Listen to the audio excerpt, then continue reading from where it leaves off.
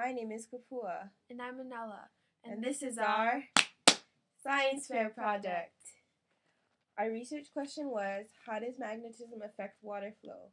We decided to do this project because we knew it was unique and no one else was going to test it.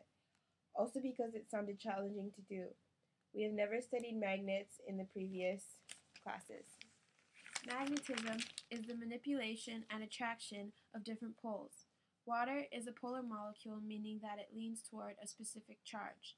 We did not know how this was going to affect the flow of water. Also, diamagnetic materials are repelled by a magnetic field.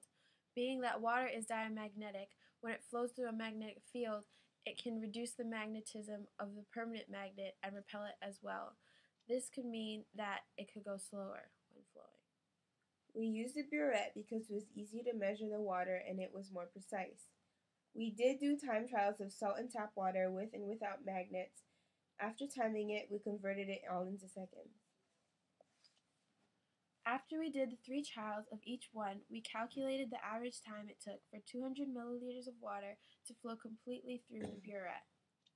This was a challenge because we did not have these materials accessible to us at home. Therefore, we were bound to working on the experiment during school hours.